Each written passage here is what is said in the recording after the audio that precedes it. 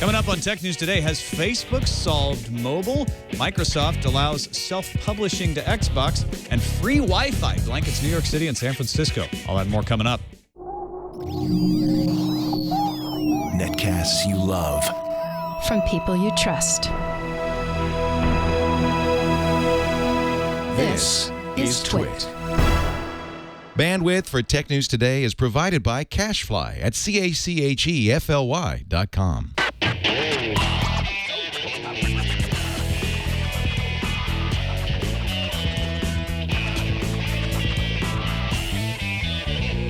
This is Tech News Today for Thursday, July 25th, 2013. Tech News Today is brought to you by Shutterstock.com. With over 26 million high-quality stock photos, illustrations, vectors, and video clips, Shutterstock helps you take your creative projects to the next level. For 30% off your new account, go to Shutterstock.com and use offer code TNT7. And by ProXpn. ProXpn is a virtual private network that allows you to use the internet the way it should be, anonymously and without oversight. For 20% off your new account, go to proxpn.com/twit and use the code TNT.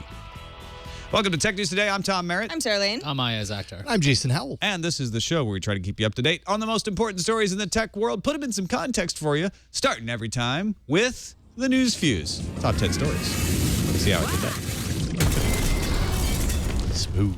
Ouch. Facebook had a great quarter, reporting $1.81 billion U.S. in revenue, far exceeding the $1.62 billion analysts expected, and earnings per share of 14 cents, exceeding expectations of 14 cents, but exceeding expectations of 13 cents. The big news was the jump in mobile revenue, which made up 41% of total revenue, up from 40% last quarter. Facebook also saw daily active users rise 27% year over year. Monthly active users rose 21%, and mobile monthly active users rose 51% year over year. Originally reported by Game Informer, Microsoft has confirmed it will allow independent studios to release downloadable games directly onto their systems without a publishing partner behind them, and might even be able to set their own release dates and pricing. Microsoft's Mark Whitman said in a statement to Kotaku that self-published indie games on Xbox One won't be in a separate indie section either. The U.S. House of Representatives, by a vote of 205 to 217, rejected an amendment that would have blocked funding for the NSA program that collects data on every call made by or to a U.S. phone. The amendment would have allowed data collection if the records were part of a specific investigation. Since the amendment didn't pass, enjoy being spied on. And there's more spying coming. CNET's Declan McCullough reports a source claims the U.S. government has demanded SSL keys from internet providers. The keys are used to encrypt connections over the web, as you probably know. The keys would let the FBI and the NSA decrypt contents of intercepted, encrypted communications. McCullough contacted several tech companies, Microsoft and Google, declined to admit whether they had received such requests, but stated clearly that they have not handed over keys to any government. Facebook said they had not received any such request, but would fight it if they did. Analog camera and film specialist Lomography has launched a Kickstarter campaign to raise $100,000 to recreate the Petzval lens. If you haven't heard of it, it was developed by Joseph Petzval in 1840, known for artistic, dreamy effects designed for today's Canon ED and Nikon F mount cameras. The first lenses are expected to be delivered in February 2014, although Lomography says they're confident that the first 1,000 units can be shipped by December. Be a nice little Christmas present. The first 100 backers will get the lens for $300, and it will retail after that for $499. Spanish smartphone maker Geeksphone announced it's taking pre-orders for the Peak Plus smartphone. The device runs Mozilla's Firefox OS 1.1 and has twice the RAM of the Geeksphone Peak. The Peak Plus costs €149, not including tax, and will ship mid-September. After that pre-order period, the price is expected to go up. EU regulators and Penguin Books have reached an agreement under which Penguin will end its deal with Apple, under which no competing retailer could sell an ebook cheaper than Apple did. Penguin also offered to let retailers set prices and offered discounts for 2 years. A new social nightlife app called Bar Eye is coming to New York, Los Angeles, Miami, Atlanta, and Austin after a successful test market in Tallahassee, Florida. Bar Eye allows you to buy drinks for friends through Facebook or to anybody checked into a Bar Eye bar, or you can use it to buy yourself a drink without opening a tab or waiting for service. You select your bar, you select your drink, you pay with your credit card, and then you redeem for a drink with the bartender. Drinks, of course, range in price, but deals page lists discounts and specials throughout the week. Bar I for the drunk guy. BlackBerry confirmed to All Things D that the company has laid off 250 employees from its Waterloo, Ontario product testing facility. The employees were part of the new product testing facility supporting research and development. Cuts were called part of the next stage of increasing efficiency and scaling the company correctly. BlackBerry cut about 5,000 jobs last year. It's happened. The first 50-inch 4K TV that costs under $1,000. TCL announced the 7E504D 50-inch 4K TV that will have a sticker price of $999. Now, the TV comes with 4 HDMI ports and they all have MHL compatibility. The 7E504D will launch in the U.S. in September. Is it made out of silly putty? Yes, a Pretty snappy good price. name, too.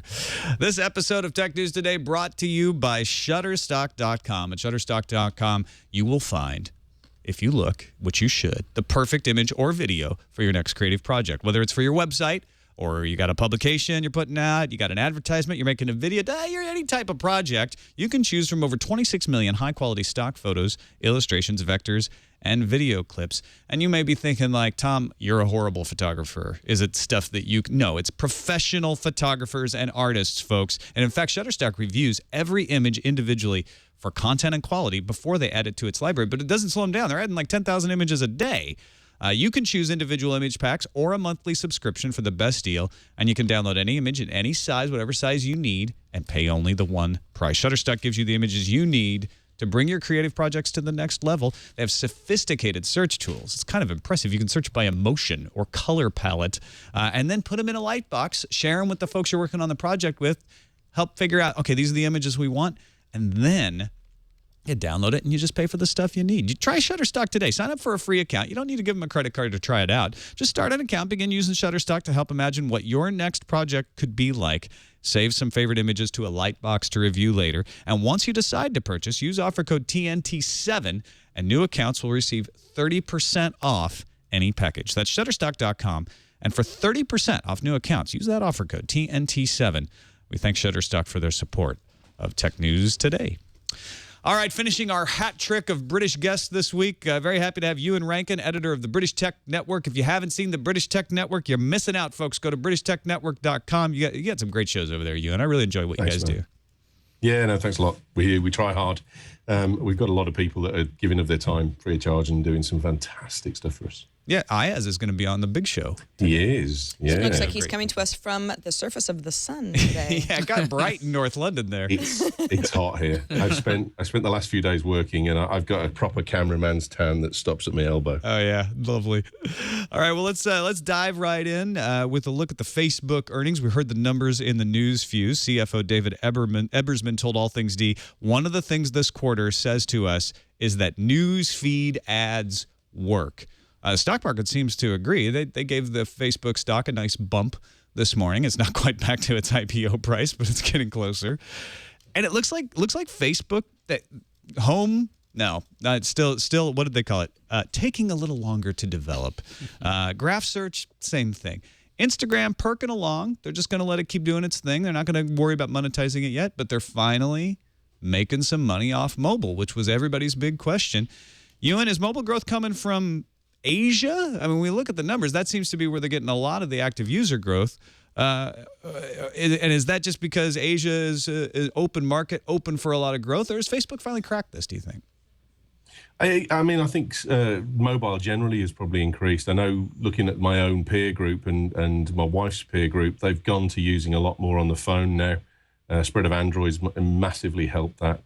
She checks in on Facebook now constantly on her iPhone, hardly ever on desktop.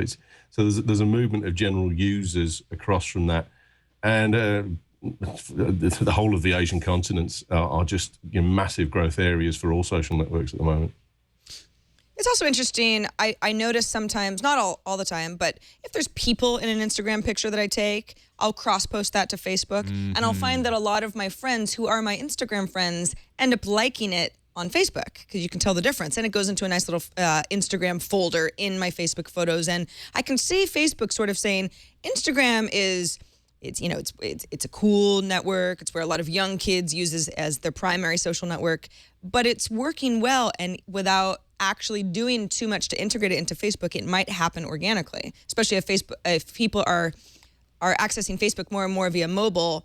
Instagram kind of becomes part of that experience. Yeah, Facebook's managed to put themselves on everything. We always talk about the feature phones that even have them, Java-based applications, free internet services thanks to Facebook. The fact that they have 1.15 billion active users, that number is the one that actually shocked me. Because I was thinking there has to be a point where they just stop adding people, but they still keep adding quarter after quarter, which surprises me. At some point, it's going to be everybody on Earth, if they ever go into China, that has a Facebook account. But then what happens? Then people finally have expectations that can't be matched. It'll be like, well, there's no way they can add another human being to Facebook because Pandas on Facebook. You're right. I totally. And Dogbook exists too. I think the stock market, though, is going to get a little bit fed up of growth at some point and start looking for utilization figures. And if you go back just 12 months, the Q4 earnings for 2011, 2 years nearly, they've got a similar kind of level of profit there on a massively reduced level of earnings. So it's the utilization that's the key part for them at the moment. If they're talking about 1.5 billion users, they're extracting $1 in revenue for each of those users effectively, which they were doing far more than that before the flotation. And I find myself looking towards them, trying to find the negative in these stories. And I've got to say, well done, Facebook. You look like you're on the road to a good growth. I'm not trying to be negative, but utilization is what will give them sustainable long-term business earnings, not just making a profit, not comparing it to the last quarter when they were turds or the year or the quarter before. It's got to be long-term. It's got to show an incline of growth, which it is, but not enough. And more so than people expected, though. Also, the whole teen engagement is very high coming from Mark Zuckerberg. It's interesting because history shows that teen engagement never really sticks in one place for very long. The people that are teens right now grow up and maybe they're going to be loyal to Facebook, but the next generation of this is a very elusive market to try to lock down. So, and we've seen studies that go against that too, that say Facebook is not the place where teens want to hang out because that's where all their family members are. Which is why Facebook wants to tout that so much. Exactly. To be like, everything you've heard is wrong. I don't think everything you heard is wrong. In fact, and like you, Ewan, I don't want to pull out a negative just to pull out a negative. But if there is one area to keep an eye on, it's those Asian growth numbers. Daily or active users in Asia grew 8.38%. Monthly active users, 6.26% in Asia. Those are much lower than their overall growth numbers, and Asia's the big growth market. They have a lot of competition out there. We've talked about Kakao, we've talked about Line, WeChat, all of those sorts of apps that they're competing with for the attention, especially of those young people. So I'm not saying it's a bad quarter at all for Facebook. It's a great quarter for Facebook, but keep an eye on those numbers. And if you see those continuing to go up or at least stable, then that's good news for Facebook as well. Microsoft just, you complain about something and they just change their mind these days. Yeah, they're like to turn around things very often. So Microsoft confirmed plans that they're going to allow self-publishing on the Xbox One. They did note self-publishing won't be an option at the launch of Xbox One, but will be within 1 year of the console's launch. Microsoft's looking at a really quick turnaround for code certification. So instead of having, apparently Xbox Live Arcade was a real nightmare to have your game go through. This apparently is supposed to be much faster. Microsoft's going to be looking at high-level terms of service violations and massive bugs instead, not going through every single game like they did before. Microsoft's Mark Whitten said that every Xbox One can be used for development, which means every $500 box can be used as a debug unit instead of having to get a dev box. That's a really interesting little line they just kind of threw in there. Microsoft also says there's going to be a lot more details at next month's Gamescom. Whitten says Microsoft has a roadmap on indie development, but it's going to be rolled out in phases. So they're going to have this. It's going to be within 1 year. They're going to have phases with this as well. And so there is no need to have a third-party publisher anymore. You can do it yourself. If you remember Sony's E3 demo, we saw all the indie gamers there. They were showing off their games. Whitten said that the publishing policy wasn't a reversal. He's saying that this was a part of Xbox One the whole time. Ewan, are you buying this argument, and do you think this is going to sway indie developers back to the One? I think that Microsoft has got a real PR problem at the moment because they've done the 180 on several things. They're talking about how successful the Surface is, but allegedly they're sitting on 6 million units that they can't even give away for review. I take everything that comes out in this as a pinch of salt at the moment. I think they know that they've got to get developers interested. If they've got nothing else, then it'll be a flop before it even sells. So it just seems like almost an evolutionary move that they would let developers in as quickly as possible to distribute content. How is this not a change of policy? I mean, we heard the policy. You have to be part of a publisher to get your game on here, and now they're saying you don't. I don't understand where Witten's coming from when he says that this was the policy all along. It sounds like he's from the Microsoft school of speech. Like, yes, we It's will a just change. Yes, we'll just tell you. It was always our plan to do this. It'd be 1 year, but yeah, maybe at first We have always been at war with. I think it's probably a little bit more of that them thinking, well, this is our policy and whatever.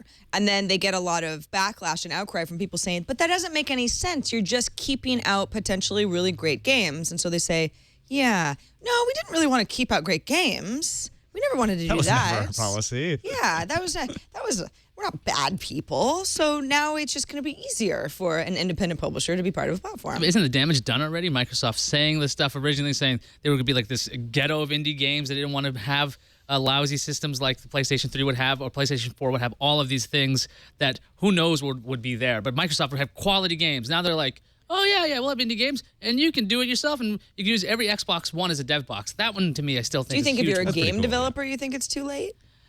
I As a consumer, who cares? would think that Sony did a really good job at E3, patting those guys in the back, had them on stage, and Microsoft was like, we got TV. Look, ESPN, and oh, we have games. I think that might have done enough to burn these indie gamers who don't want it, or developers. I just don't, I'm not sure what Microsoft's thinking these days. Maybe it was with the Matrix shift that this changed policy or this thing moved, but I don't know. The statement of making it really easy compared to an experience of making it easy is two different things as well, though. Yeah. All in all, good job, Microsoft, for changing the policy. Let's just be straight. When people complain that you had to go through a publisher before, your answer was, it shouldn't be that hard to get a publisher. Not, don't worry, we've got self-publishing in the works. It just won't be there at launch. That didn't happen until now. So We always did that. You Yeah. just didn't see it. We've always been at war with Eurasia. All right. Blanket free Wi-Fi. Remember back at like 10 years ago, it was municipal Wi-Fi? We're finally kind of getting it. Yeah, I mean, remember when we had Ewan go down into the tube during the Summer Olympics last year and test the Wi-Fi that London had going on as part of a promotion? Well, Sprint is the latest to reach a deal in New York City with Transit Wireless. Transit Wireless is pretty much powering wireless access underground in 277 subway stations in New York, and says it'll have 36 up and running by next year. I thought to myself, oh yeah, I was just in New York recently and you don't have service down there. That sucks. I guess Sprint is first. Well, that's just because I have Verizon. AT&T and T-Mobile actually reached deals with Transit Wireless back in 2010, so they're already covering subway stops. For whatever reason, Verizon said back in April that it was finalizing its own agreement with Transit Wireless, but we haven't seen anything official. So Sprint is, you can say that it's third, which makes a lot of sense. I mean, New York subway is vast. A lot of people spend quite a bit of time underground commuting, and certainly makes sense. And then in similar news, as far as places that people hang out, over in San Francisco, Mayor Ed Lee announced 31 San Francisco playgrounds, recreation centers, and parks are getting free Wi-Fi from Google for 2 years, with basically no strings attached. Google is giving the city $600,000 as a gift. Obviously, it has to be approved, but if so, installations will start in November, be done by April of next year, and it's like just a goodwill thing. Google says we promise not to make money off of this. Obviously, it's kind of a thank you, Google. If I have to take my kid to the playground, then now I have free Google Wireless. But this is something that, again, we heard about a long time ago. In fact, there was an Earthlink Google type of relationship that was supposed to happen in the city, and our mayor at the time, Gavin Newsom, just couldn't make it happen. So I love this trend. I mean, I don't know if in the UK there are any public parks that are boosted by Wi-Fi from a company that wants nothing in return, but I think this is just great. Some of our public parks you can't even get in, so no, I wouldn't worry too much. I mean, it's great that you've got your subway as coming into line with ours. Ours is still free to customers, but there's more users now. So Virgin Media's still got theirs. It's still the same fantastic 46 down, 46 up speed. So that's really good. If it keeps that kind of thing and you get that kind of utilization, then all well and good. Google giving it away free to the parks, there's no free lunches. There's at least location data coming off that, if nothing more. So good on them, though. Well done. Well, I mean, Google says, sure, we won't make money. We'll just sniff out wireless. I mean, They know where you are, right? They put the Wi-Fi in the park, so you're in the park. Well, likely. What do you do when you're out and about using the internet in say a public park? You do searches.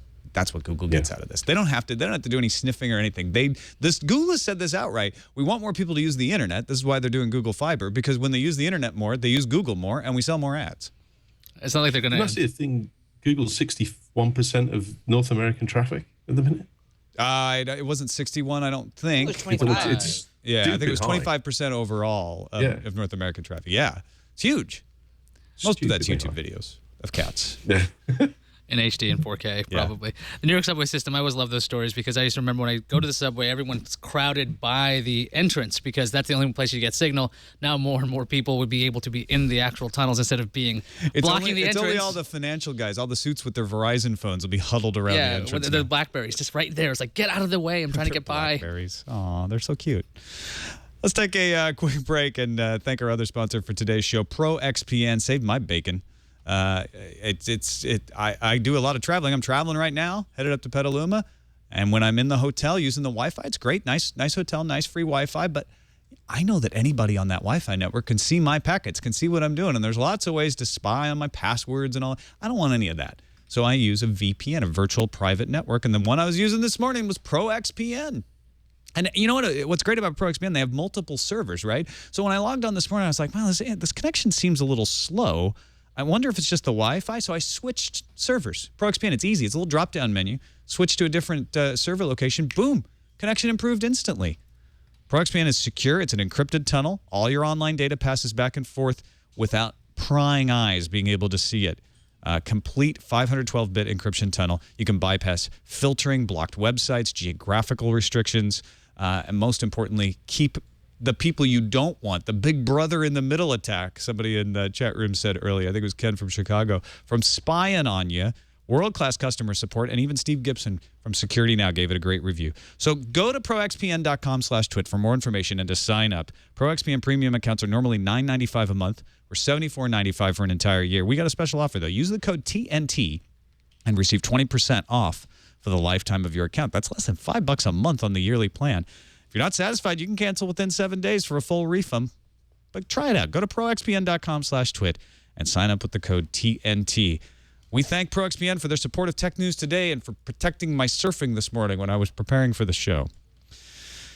Hackers can get in your car. This is a Forbes report. What's going on here? This is a Forbes report. DEF CON's coming up, so of course these stories are going to be coming out. Now, two guys, Charlie Miller and Chris Balasek, demoed how they could hack a car, take all kinds of control away from the driver. They took a Forbes reporter, Andy Greenberg, in this Toyota Prius, and the dashboard's pretty much all ripped out, and you can see that there's like 35 computers in there that are actually part of the car. Miller's a security officer, and in this video right now, you can see that the driver, Greenberg, no longer has control of the steering wheel because what the guys have done is they have tricked the car into believing it's self-parking.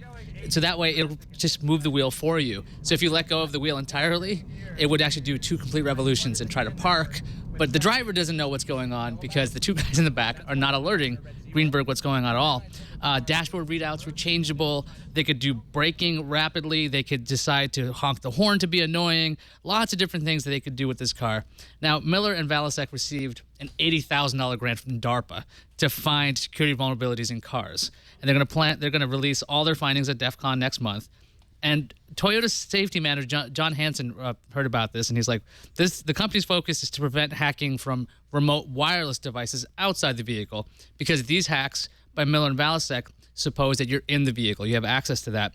But the Forbes article does point out that there have been all kinds of hacks that get you into the car using either Bluetooth issues or even malicious MP3 files that can get you into a vehicle wirelessly, which I didn't even know about. Ewan, is it time to panic? Should we freak out about our cars?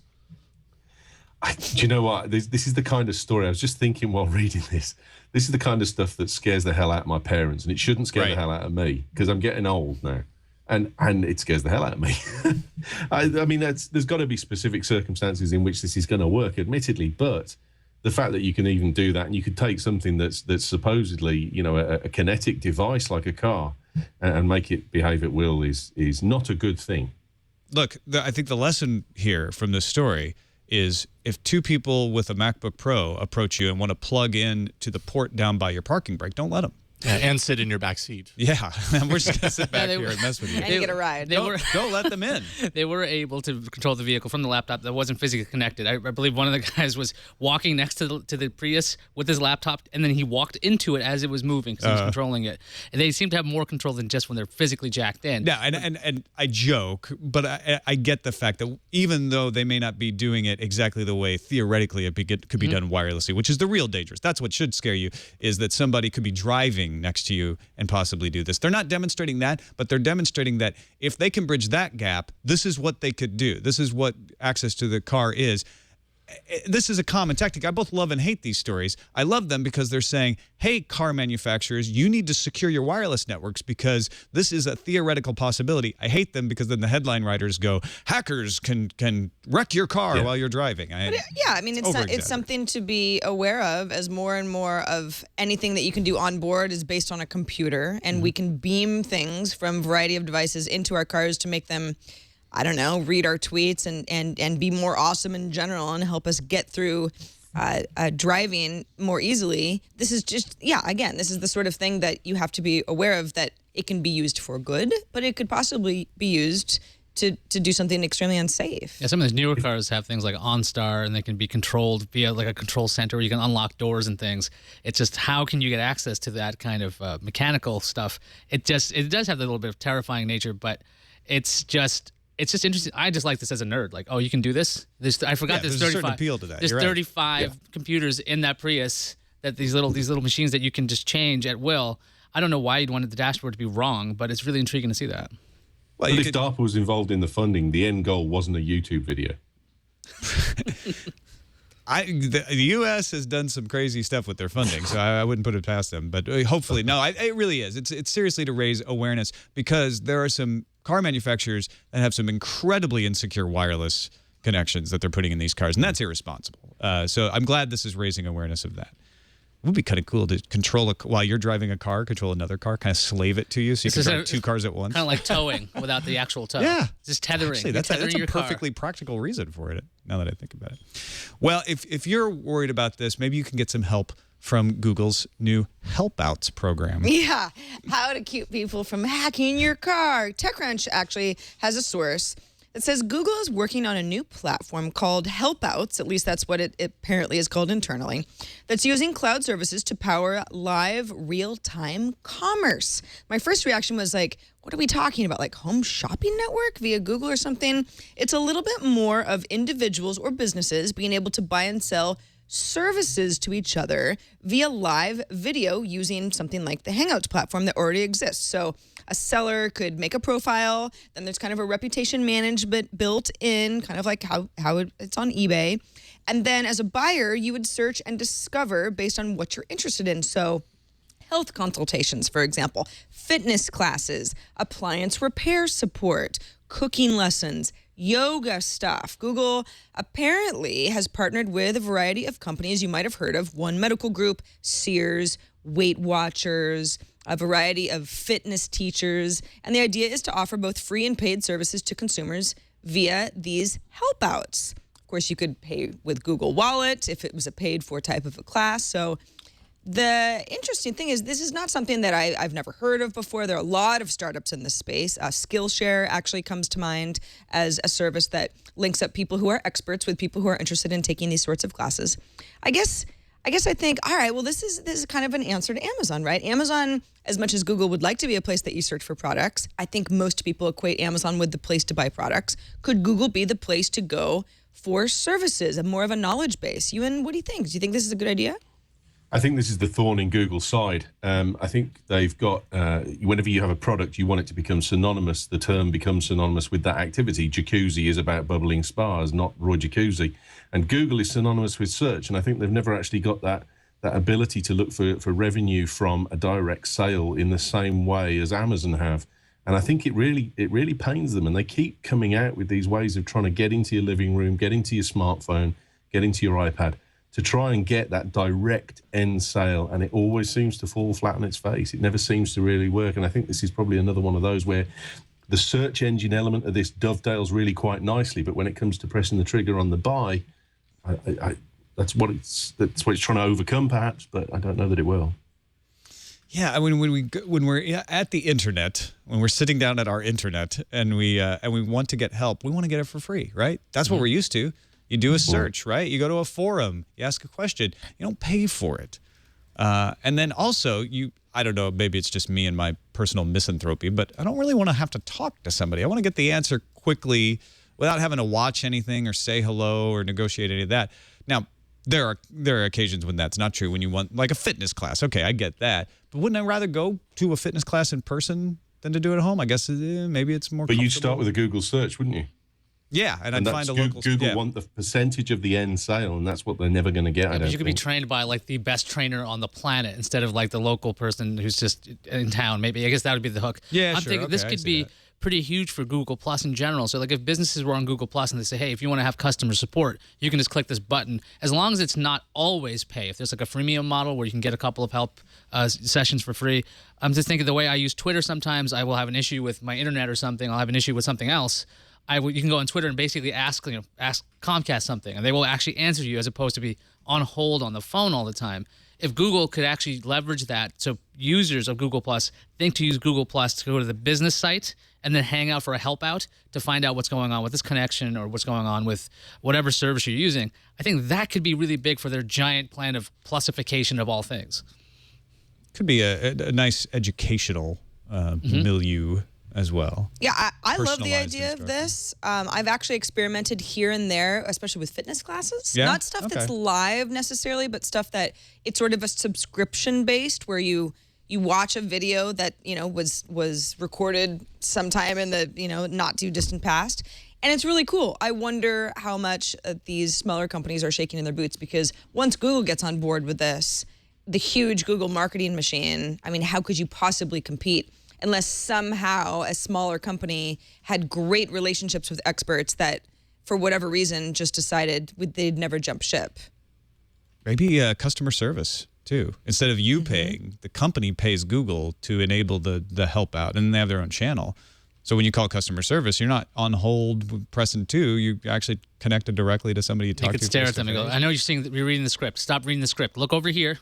Over My here. eyes are up here, I'm customer telling support. you, this is the problem. Yeah. Why are you eating lunch? I need Put the help. sandwich down and help me. We talked about the new beautiful Nexus 7 tablet yesterday with its high-res display and its thinness. We talked about the Google Chromecast dongle. It's already sold out. I think it's like 4 weeks now if you try to order one before you're going to get one. Mine shipped. I actually got my Netflix codes this morning. Oh, wow. Good in for the you. email.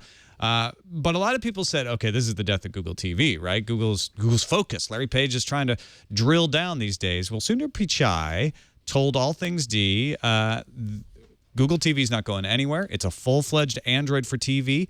More partnerships are being developed coming for CES. And Warren Riemann on Google Plus, as the Next Web pointed out, said, I'm still gainfully employed working on Google TV. It isn't dead, and yes, it will support Cast.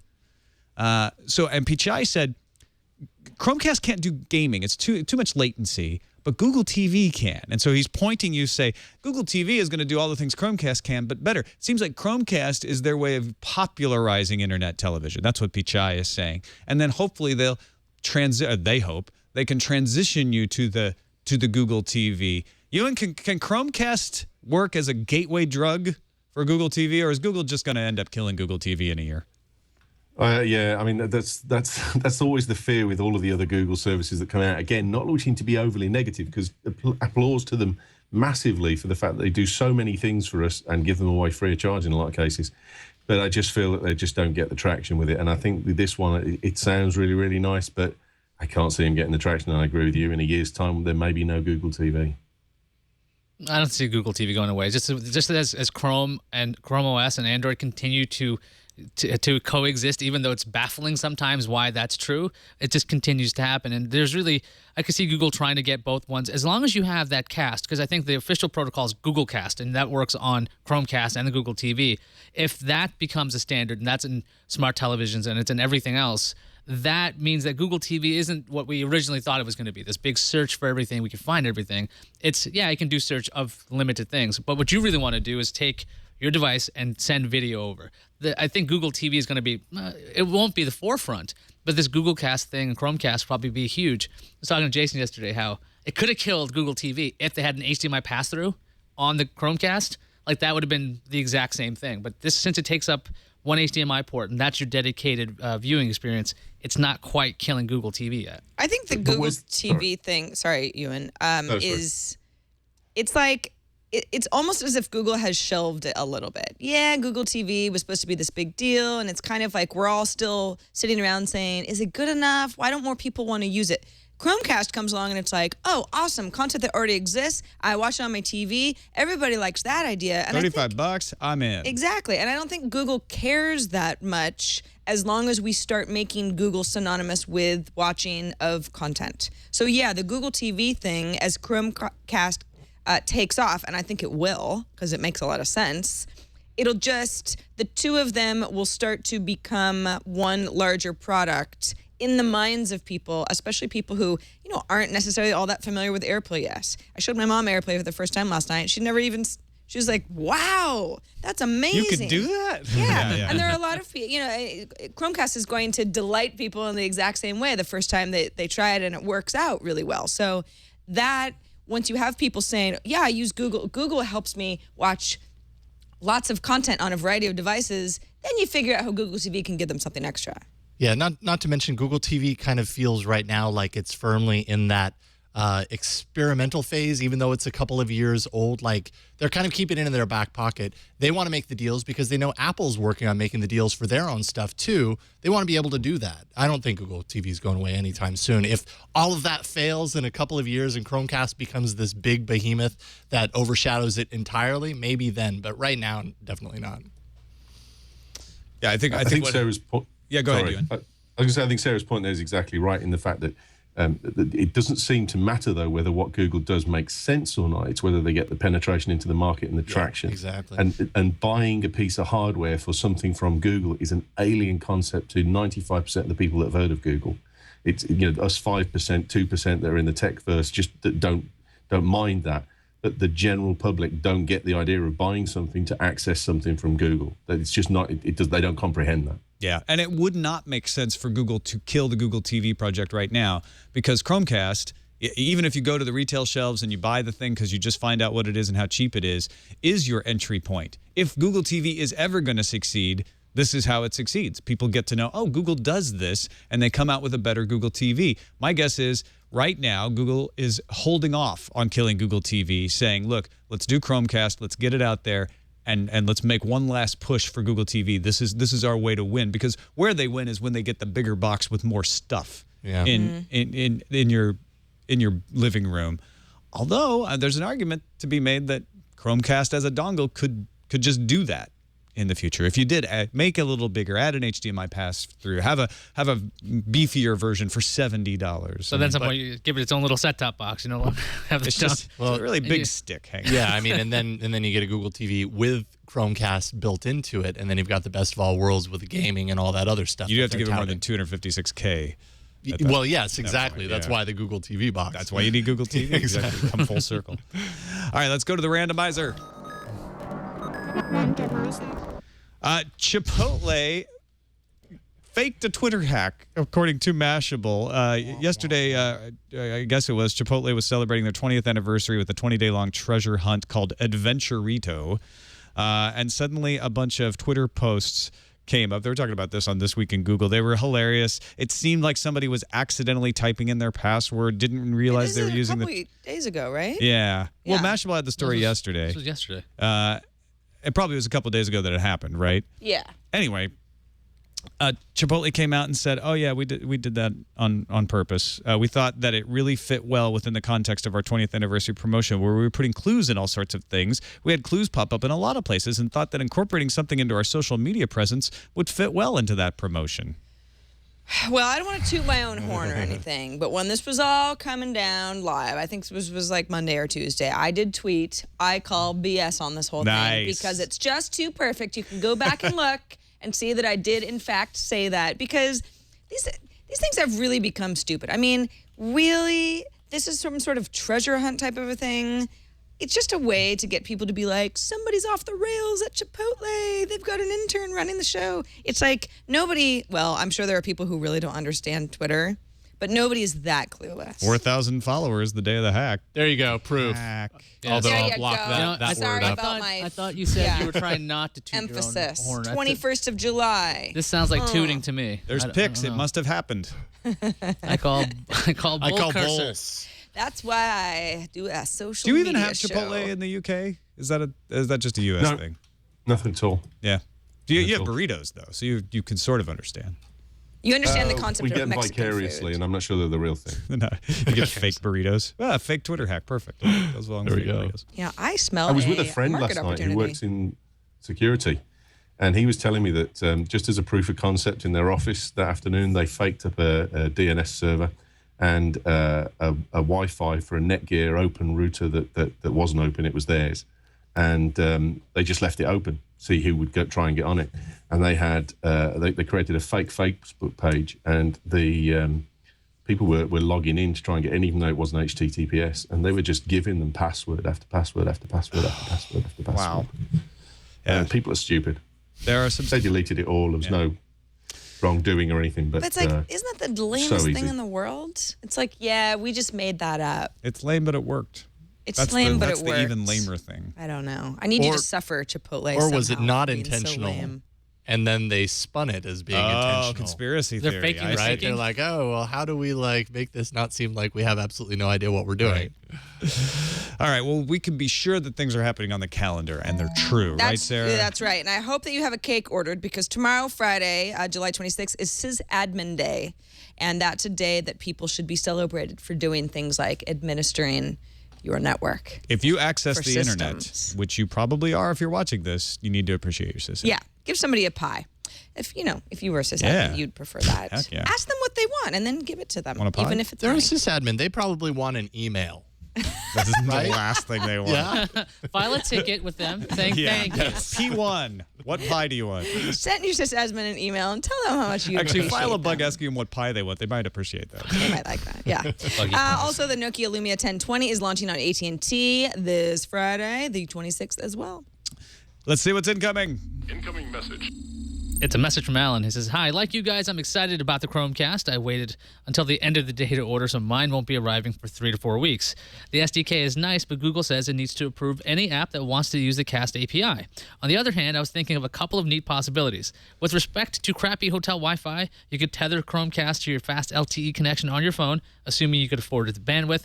Likewise, although Chromecast gets its data from the cloud, when you're at home at least, you could use a Cast-enabled DLNA app, lots in the Play Store, to stream media from your local DLNA server. It will be great when Plex and XBMC have Cast buttons. Ooh, using Plex or XBMC. That's it. For I like local that. Serving up.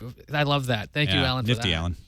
Got another email from Dan who says, I was listening to the show and wanted to chime in on the people switching from AT&T's unlimited plan to alternative shared data plans. I'm somebody who until recently had an unlimited plan, and I switched, not because I have more devices to tether, but because I found my unlimited plan wasn't really unlimited. Dun, dun, dun. AT&T put in a policy where they throttle your bandwidth after you exceed 3 gigabytes of data usage per month. That throttled speed was frustratingly slow, so I could either hold on to the idea of unlimited bandwidth or upgrade to a limited plan that wouldn't throttle my usage over 3 gigs. My guess is that some people who switch to limited data plans switch for that reason. Yeah, T-Mobile does the same thing with their unlimited plans. Sprint's the only one that doesn't. I've still got an unlimited plan, AT&T on my iPad, and I don't notice. You never hit it, huh? Well, Or you I just don't find it hard to believe that I don't since I Right. do so much testing, but I don't notice a slowdown. And maybe, I don't know, maybe I just don't notice. Is it but- always slow? Is that what the thing is? I mean, You just got used to it. Evenly Life slow. of the slow lane. Yeah.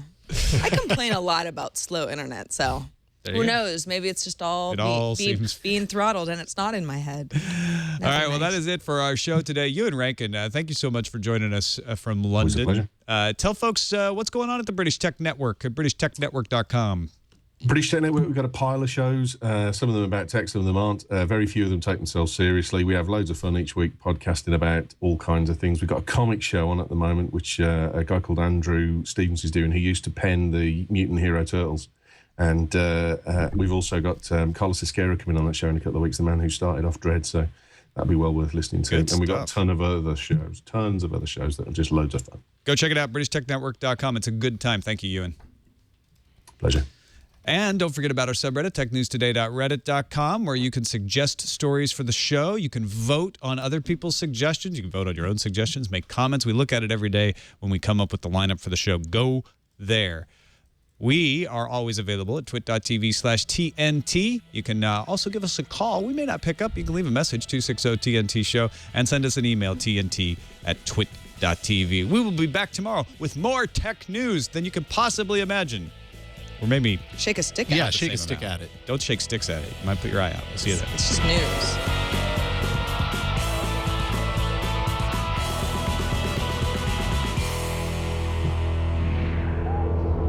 Or news that can poke eyes in the face.